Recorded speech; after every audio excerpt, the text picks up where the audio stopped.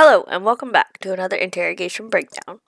I just want to say a special thank you to everyone who's subscribed and all the nice comments in the videos. It means a lot, and I appreciate the support. This is the interrogation of Benjamin Lewis, an Army veteran that stabbed his neighbor. We will break down the interrogation tactics used by the detectives in the room. Also, there are audio issues on the interrogation side, so sometimes that audio cuts out. This content is for a mature audience only, and viewer discretion is advised. I'm going to skip forward past this, but this is a portion where they read him his rights and he waives them. Ben, can I get right to the point and say what in the hell happened tonight? Yeah. Okay. Basically I was being harassed for the evening, threatened, and finally got done with it. Okay. Can you kind of elaborate on that a little bit? Sure. Okay. I'll leave it. Maybe. Be as detailed as you can, because it's going to make a difference, okay? At the start, the detective asks questions in a very calm, non-accusatory tone. They're building trust with the suspect, making him more open to speak with them. Okay, I'll be as detailed as I can. Yeah. It basically started early in the evening. I guess it started with a couple of brothers. It was being really weird. And they were asking for, everything. Okay. Anything and everything they could get. They just moved in, I guess, a couple of weeks ago, and I guess if your investigation goes this far, you can ask everybody. From where I work to where I live, Yeah. everywhere. I've been trying to get the hell out of this fucking apartment complex, this whole neighborhood. Look, I recently got divorced. Okay. Due to the divorce, I moved to what they call Chocolate City. I'm sure you guys are aware of this place. Yeah. It's a piece of shit. I've been harassed nonstop since I fucking got there. And kind of getting sick of it. Lewis says how he hates the place he lives and how his neighbor was always bothering him. Firstly, don't do this. You are giving the detectives motive for why you stabbed the victim. The detectives allow him to continue on, nodding and keeping their calm tones and laid-back demeanor. This helps put the suspect at ease that you're believing their story. Okay. So what were No. It actually had been okay. Okay. Until this new knucklehead moves in. I think he moved in like a week ago. Do you know his name? No, I don't know who the fuck he is. Okay.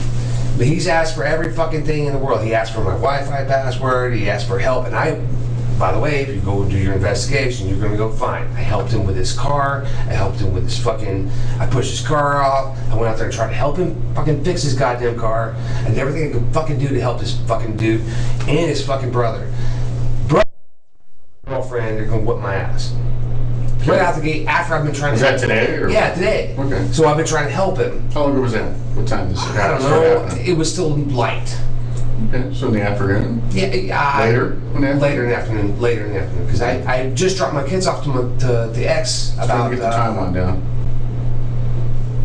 I dropped them off around 5. Okay. So it was after 5. That's all I can tell you. 6, maybe? Yeah, something like that. Whatever.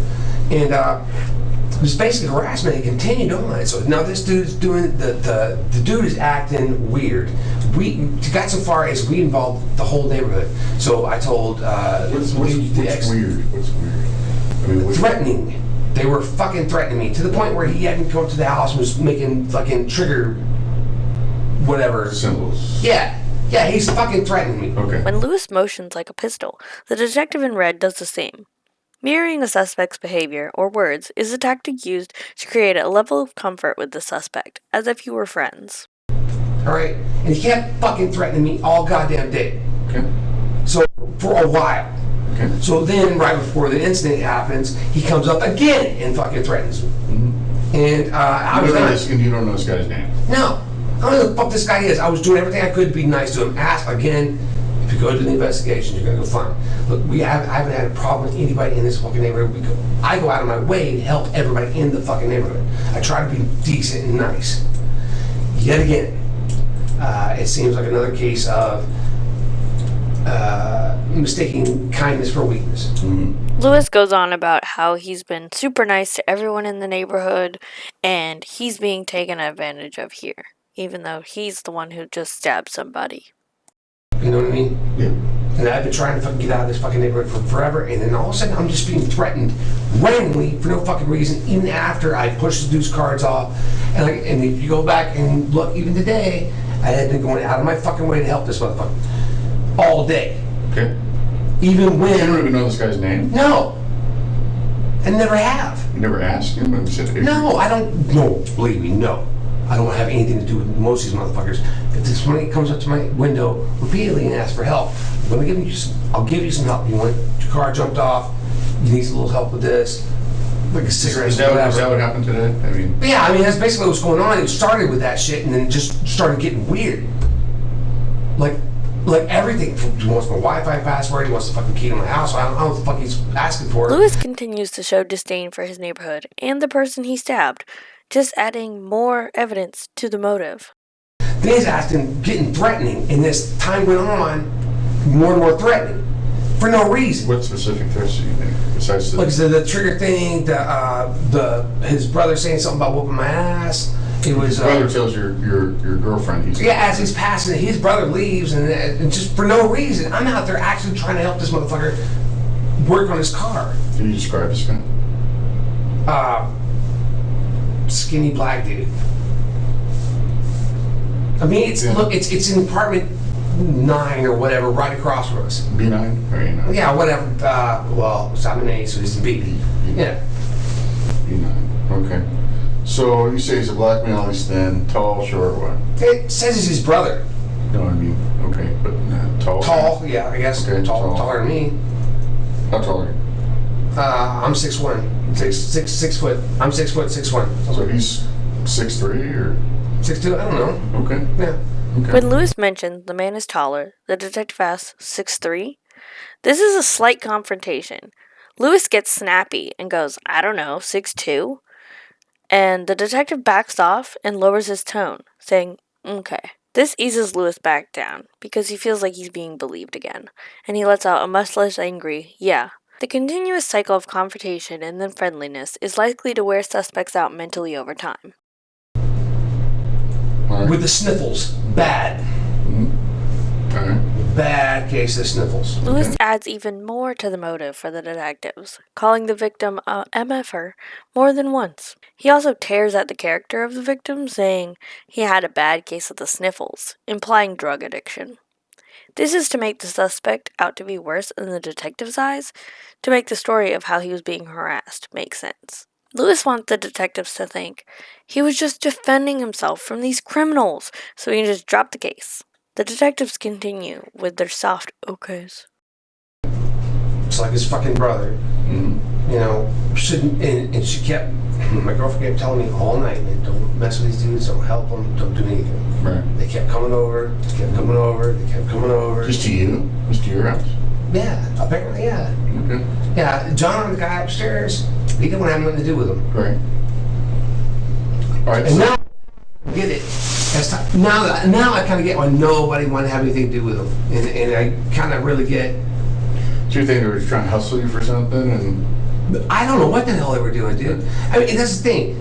I drink, yes. Okay. Do I do drugs? No. Do I sell drugs? No. I mean, is it all over the fucking neighborhood? Yeah.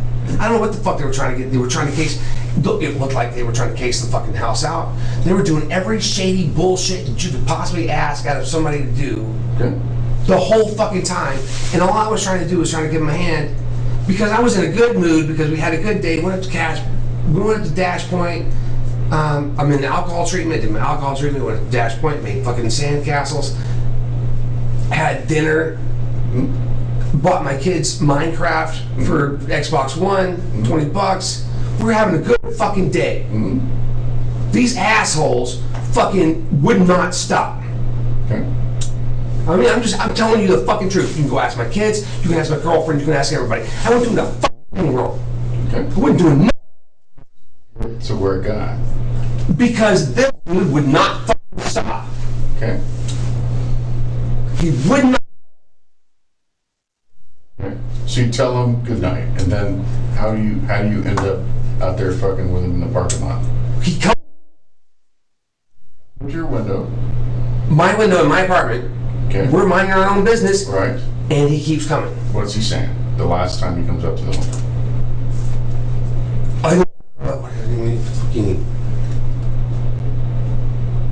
He was coming for something. I don't know what the fuck he was going How for. do you guys end up in the parking lot? Fighting. He come up looking for something else. So do you go outside Yeah, and say, hey, dude, leave me the fuck alone? What? yeah. Okay.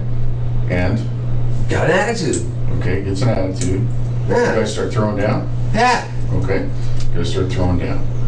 You get the better of him, I take it? Oh, yeah. Okay. And where does the knife come into play?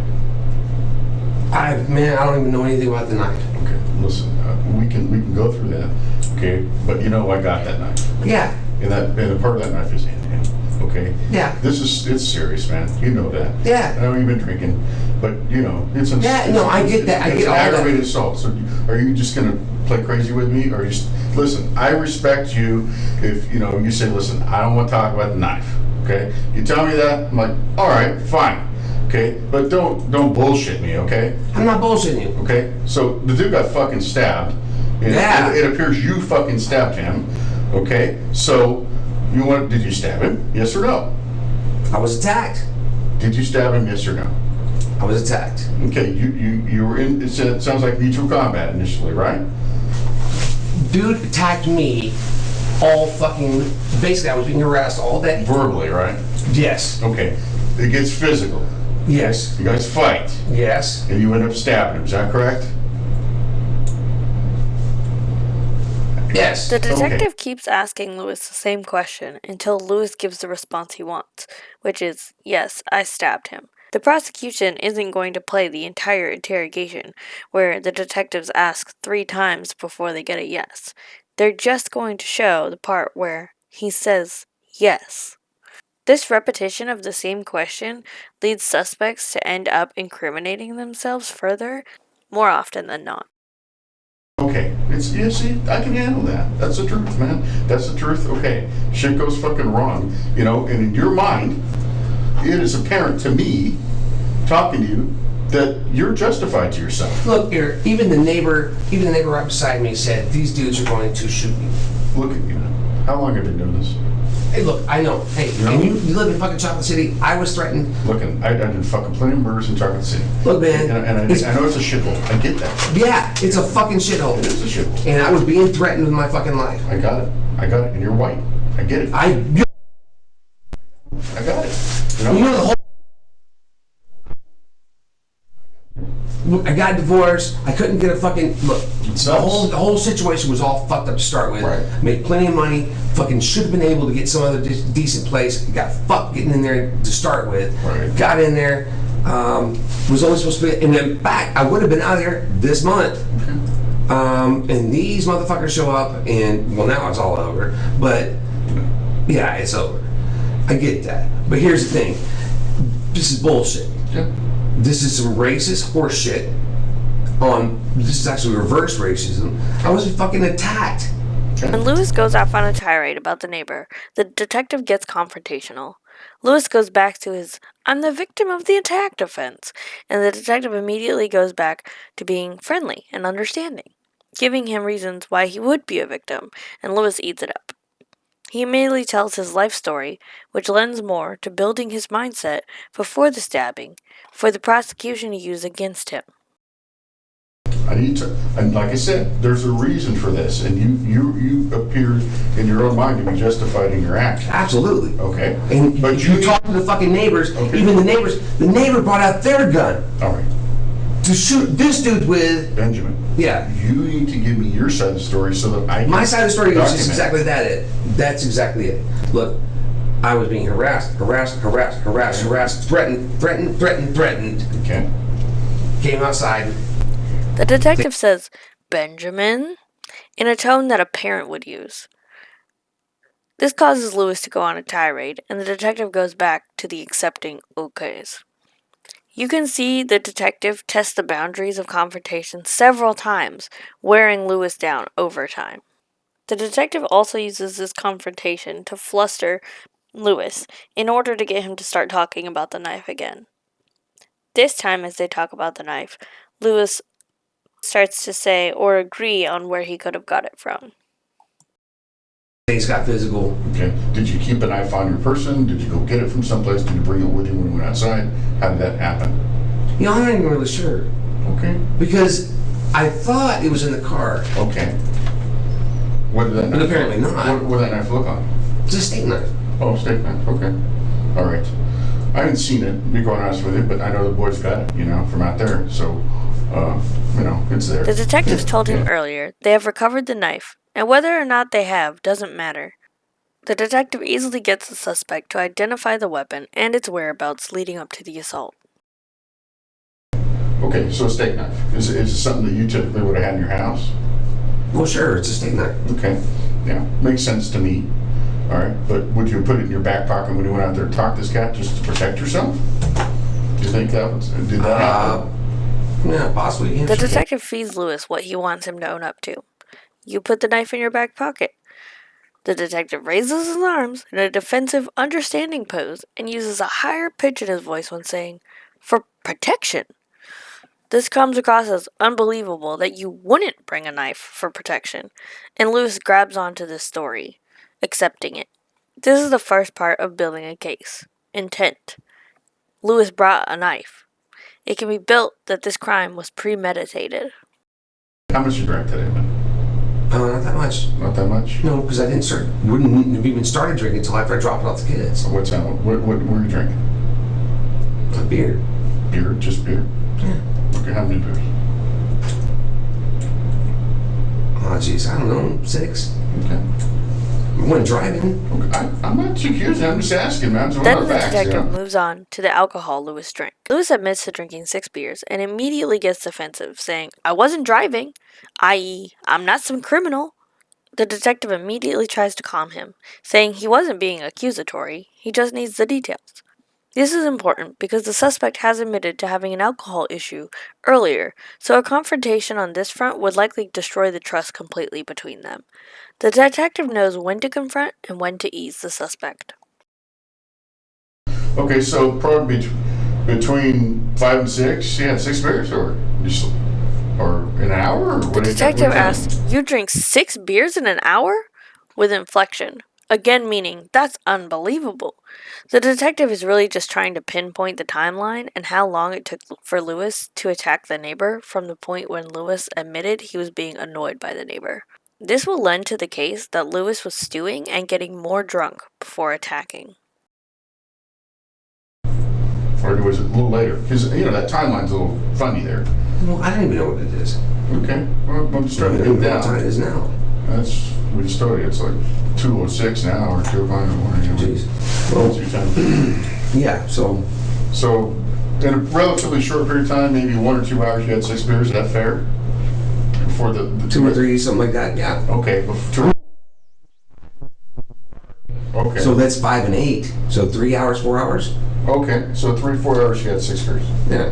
Okay. What kind of beers you drinking? Ice House. Ice House. Okay. What does this guy say to you right before you guys start getting physical? You start fighting. What does he say? Say, "I'm gonna kill your ass." Anything like that? No. No.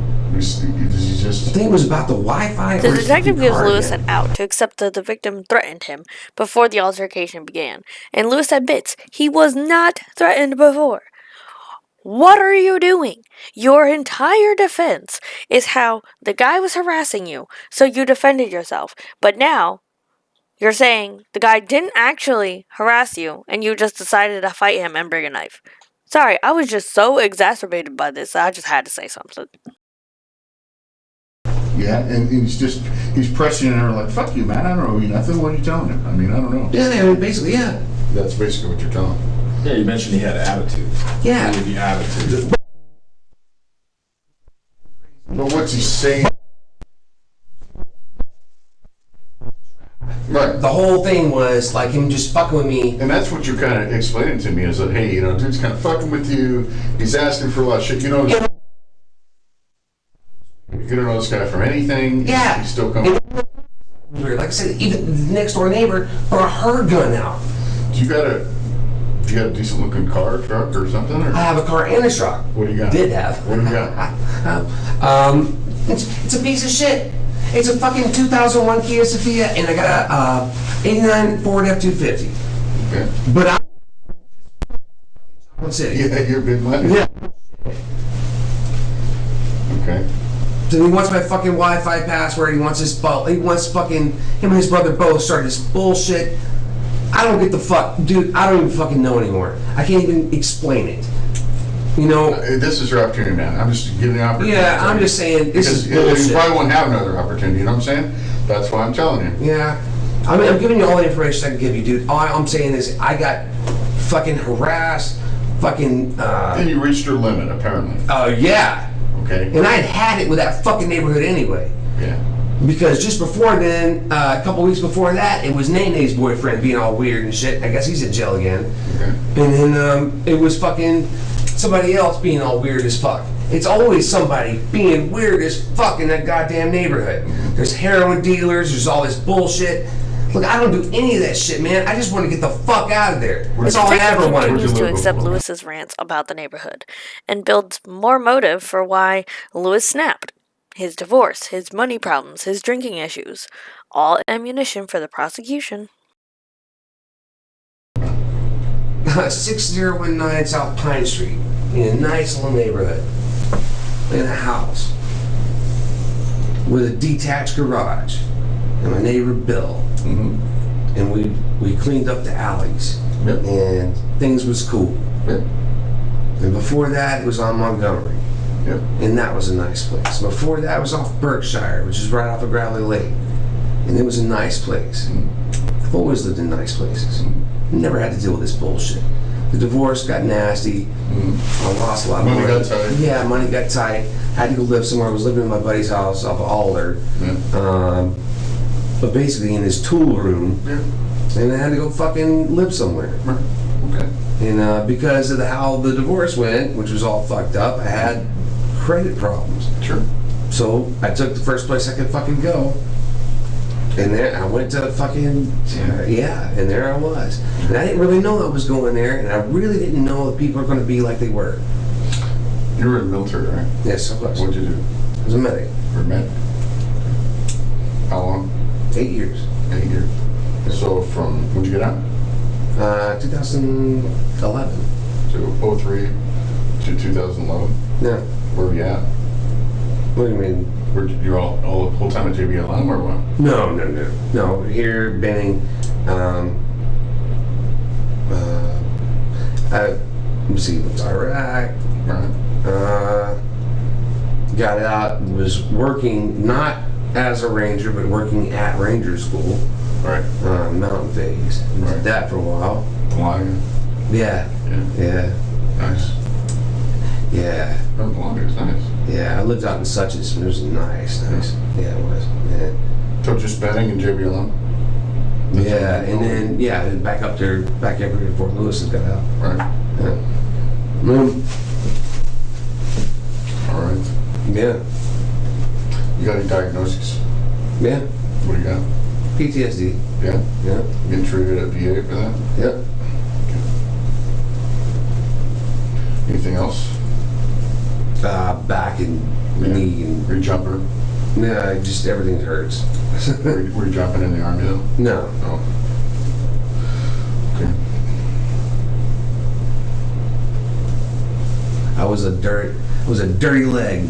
You got a dirty, nasty leg. Dirty, nasty leg the whole time. I hear you. Yeah. I was not. Bet your back hurts too. Oh, I got 60% by that. Yeah. Yeah, I was there yesterday, as a matter of fact. At the VA. Yeah. American Life. Yeah, it took me a year to get my intake appointment. Finally, you know. Nope. Oh Yeah. boy, I do know. Yeah, I did know. Yeah. The detectives switch over, speaking about Lewis's military service, which opens them up to ask about diagnoses he could have.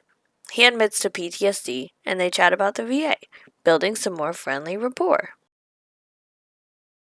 I'm just trying to make this I'm trying to rationalize it, you know, just as best I can, okay? Like I said, if I didn't feel like I was being threatened, I'm not that guy. If you go do the interview about my personality or whatever, even the treatment, dude, I just went to treatment today.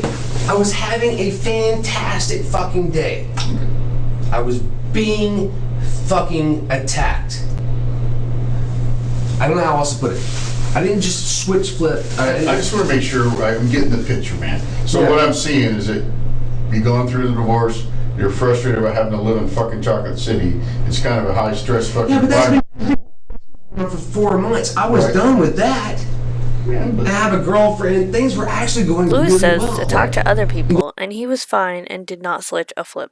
The detective then says exactly what they think his motive is. He was fed up about the divorce and money issues. But Lewis distances himself from those, saying they happened a long time ago, and he's getting better now. He's almost out of it. No, what I was sick of is being fucking harassed. Right. I'm sick of it. Well, I just need, what I'm getting to is I'm trying to determine more specific instances of what you call harassment. I know the shit about the guys coming in is just weird, about them coming in and asking for shit and you don't know them. You're like, well, why are you asking me? You know? Yeah. I get that part, but what are some of the other situations that are going on there? You know what I mean? So as far as this particular dude, Yeah. that was it. It was just Are non-stop. people just not fucking generally leaving you alone there? Is that kind of the deal? More or less, yeah. I mean, you get harassed every day. You can't even walk out the door without somebody asking for a fucking cigarette. Right. That stuff I can deal with. You know, that's regular, I guess. Well, you gotta realize where you're at, dude. Yeah, I know. You're in the absolute, probably worst neighborhood in Lakewood. Yeah, I know. And it's right there, you know. And yeah, everybody's, you know, I mean, almost everybody's on freaking public assistance, you know, and there's a lot of freaking dope there. And, you know, I mean, you know, I didn't, you know, when I was working long hair shit after I retired from the Army, you know, I don't know how many fucking warrants I've done out there. Yeah, You know, I hear you. And you know, trust me. The it drives me detective crazy relates living that in the Phoenix. town is crap and the people are terrible. The detective has just been building rapport with the suspect to make them more willing to open up and tell further details of their crime. And I understand, you know, your quality of life. You want to come home, you work hard all day, you want to come home, you don't want to get fucked with, you know, because then it's like, hey, you never turn that switch off, you can never chill out, you know, you never relax. I get that part. But it's not just not chilling out. These dudes But took now it to a you're- whole new level. Now you're intimidated. You're Yeah, threatened. they're trying to intimidate. Right, and you're on your, you know how it is when you're a fucking soldier and you're out in the fucking shit. Yeah. You know, you're out there, your alert level's fucking up here, you know. When you're back at fucking Conus, you're like, oh, chill, I can go home and go to Burger King, you know, go see the lady, whatever. Go play with the kids. Overt Right. fucking threats. Right. It would have been way different. Yeah. But they would have been completely Somebody open and has ready. emotions that, you know, they're gonna shoot. Yeah, Or tells your, you know, girlfriend you're about to get your ass kicked, that's another issue. that's a totally different issue. So how, I was being overtly threatened, okay, and then past that, Right. even after it was good night, get the fuck away from me. right. So I mean, I'm just trying to, and I need to get to that circumstance where you come outside and say, hey, dude, what the fuck is the problem? I told you, I'm done with you. You know, at some point in time, you got to tell them that, right? I'm guessing. And Sure. Did that happen? guess. Okay, I don't want to put words in your mouth. I just want to. I don't know. I mean, there's probably I can tell you for sure. That's why I asked you. I mean, Because you know, are you too drunk to remember or what? You know, I just need to figure that out, man. You know, so that we're there. man, all I know for sure is that I was being overtly threatened. He came to the window the last time. I said, you know what? Fuck it, come outside. Okay. And that was it. So you The challenge detective keeps Yeah, rephrasing okay. the same question, and Lewis eventually admits that he challenged the victim to a fight. You can't use self-defense as a defense if you are the one who starts the altercation. So you guys start throwing down. Yeah. Mutual combat. Yeah. And how does that knife get produced? Dude, it must have been on me. I don't know. Okay, so you didn't put it back in your pocket or wallet or something? I don't know. That's a weird place to have a steak knife. But, I know it's a weird place to have steak knife. yeah. That But you don't remember specifically going to... No, I don't out remember. there? I don't remember sticking anything anywhere. Okay. Do you remember stabbing him? Yes. How many times? No idea. Okay. A lot. More than once? A lot? Yeah, a lot. Oh, okay. Probably, yeah, at least it had to be more than once. Had to be more than 3, I would think. Maybe not. I really don't remember. You know what? And what? Yeah. I mean, you're going to be fairly. I was the fuck out. And I think you tried to do that. Yeah, I did. And by accounts, I mean, you're you had a medical background. You're fairly familiar with anatomy. Yeah. Yeah. So, do you remember where you stabbed? No. Didn't think of thought about it. Or you just jamming center mass? I think so. Yeah. Yeah. Okay. The detective confronts him about the knife again, and Lewis admits he stabbed the victim a lot. The detective gets Lewis to admit he knows anatomy, aka kill spots, and that he was aiming for center mass, where a lot of your cushy organs are.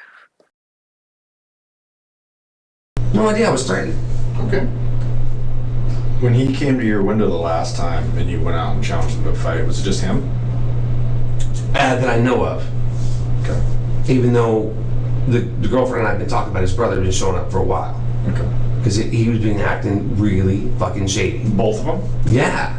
I personally thought I was trying to be jumped by the both of them. Or that we were going to be trying to rob or whatever the fuck was going on by the both of them. That was the entire This is the thing about detective's the whole first thing. attempt at asking Lewis about whether he was in a fight with one or more people. They want him to admit that he was only in a fight with one person, and he knew it.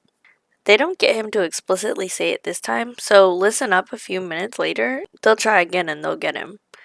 This repetition of the same questions and confrontations makes it more and more likely that a suspect will agree with what the detective's saying or will divulge more information. So your awareness level's up. I mean, you're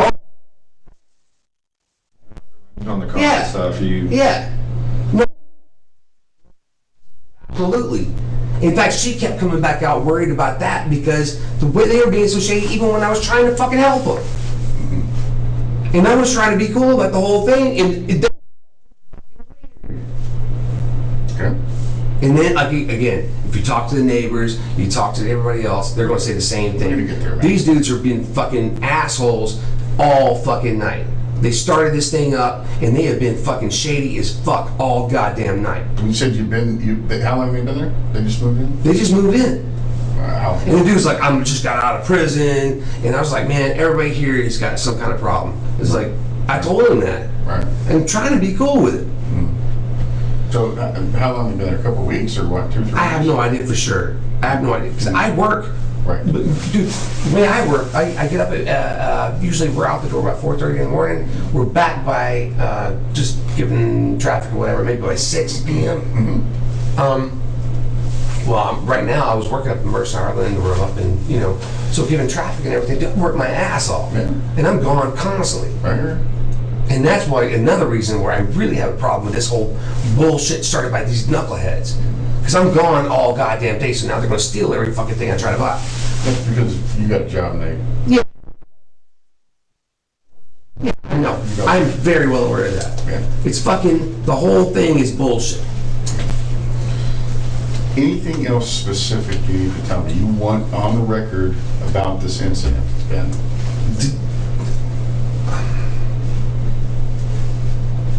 I mean, it's your opportunity, brother.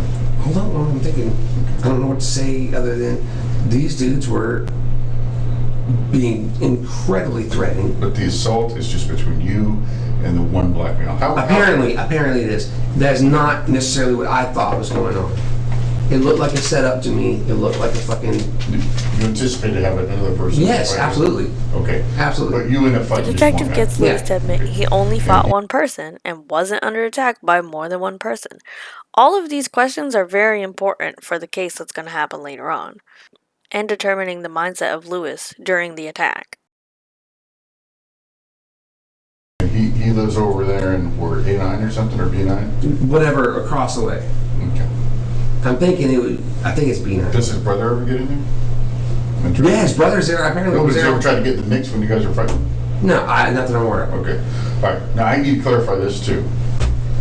Because I got witnesses put Amber there with a fucking machete. How's that coming to play? That's just asking. I'm not asking because somebody didn't fucking bring it up, you know what I'm saying? As far as I know, she didn't have a machete. Okay. I own a machete. Yeah. She had a machete near the door during this all night. I own the machete now. Yeah. It's my machete. Yeah. It's going to be in my evidence room. But anyway, Right. They're going to get it right now. But one person says that she is kind of standing there at the dude's feet while you're going at him, and she's got that machete. I don't know anything about You that. don't remember that? No. Okay. I was busy. You were otherwise engaged. But I do remember her bringing the machete during the door when it was still almost daylight with these two shady fuckers. So she was worried about. Just because of the way they were acting. Yes. And that was just earlier. Yeah. Okay. Did she put it away later? Yeah, I'm sure she did. Did you recall where she put it, or that she did, or? No, not really. Okay, you don't know. Okay, that's fine. So, as far as you know, you don't remember hearing her saying, "I'm gonna fucking whack you with this machete," or anything like that while you're going at the other dude? No. Make any threats or anything like that? No. Okay. No. Why would she? I don't know. Maybe she's trying to help you. I don't know. We don't know. I don't know. Yeah, I mean, in that particular case, that would. No way. You don't remember? No fucking way. No, I'm just saying there's no. You're saying it didn't happen. Yeah, it didn't happen. Okay. Maybe somebody got confused, and sometimes things get lost in translation between, a patrol guy from a witness to whatever. Maybe somebody saw her with a machete at the door earlier, and that got translated into she was at the guy's feet with a machete. No. So. No, it's just the neighborhood. Yeah. Oh, I know. I get it. Trust me. Like I said. The detectives get Lewis to admit that he has a machete, Yeah. and his girlfriend did at least bring it to the door. However, they notice he's very protective about saying she did not have the machete near him, so they are quick to distance themselves, saying, "Oh, it must be a misunderstanding, or the neighbors saw it different, or the neighbors miscommunicated something," separating themselves from the people who said his girlfriend was culpable in the crime. This will keep Lewis thinking it's an us versus them sort of scenario that he's been thinking this entire time. I've been doing this since you were born, honestly. That's who's more disappointing. Yeah. Yeah, fucking. Yeah. But it was the beginning of the end for me. Yeah. Yeah, I think so. That fucking neighborhood. That's unfortunate, man. It does. It sucks. That's unfortunate. Yeah, it did me in. Yeah, but fuck it. Whatever. Anything else you want to add to your statement? Chocolate City sucks. I hear you. They're a bunch of fucking wieners. I agree with you. I could disagree with you. Yeah. That Amber had nothing to do with anything. She damn sure didn't have a fucking machete. Out there. Okay. I mean, if she had cut somebody with a fucking machete, you'd think you'd know it. No, I'm not saying that. I'm just, it's kind of a situation where she's kind of, the neighbors kind of put her there intimidating with that machete in her hand. I mean, one of them does. Which neighbor? Oh, that's mine. Yeah. I know. They're all, yeah. A nice drug screen would probably work pretty good for that particular case. Probably. Well, I would think. Nobody passed that damn thing up there, so. Well, I would. Yeah. Well, Yeah. except for alcohol. Well, yeah, except for alcohol. Yeah. Same thing with Amber. Amber would pass that. Yeah. Yeah. That's the difference. I think one of the biggest problems that we had there is that we weren't on all the other drugs, so we didn't really. Right. Mix in with us. Yeah. It's not a thing. We just tried to go to work every day and fucking. Well, that's the problem. You went to work every day. Yeah, I know. You can't protect your shit. You go to work every day. Right. Tim, anything else? Just a clarification, the constant harassment you talked about, just today or Yeah. a week prior? Yeah.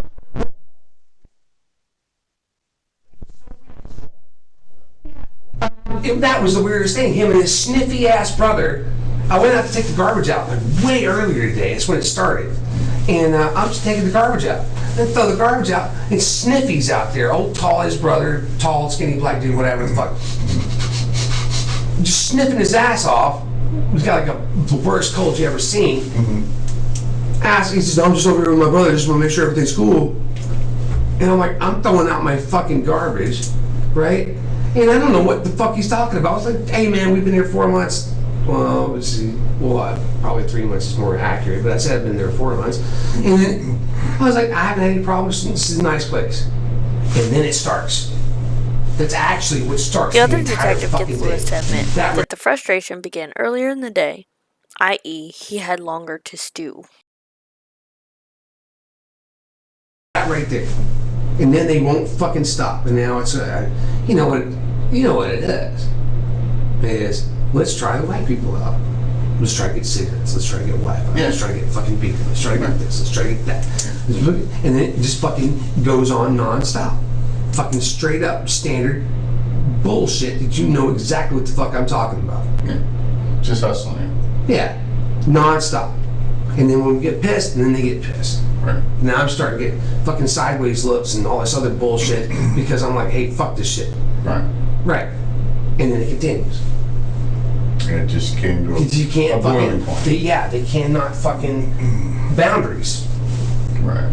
That's what it really comes down to. Just have absolutely no fucking clue of boundaries. I mean, when it really comes down to it. And when you try to set the boundaries and they get pissed and they want to continue and it fucking...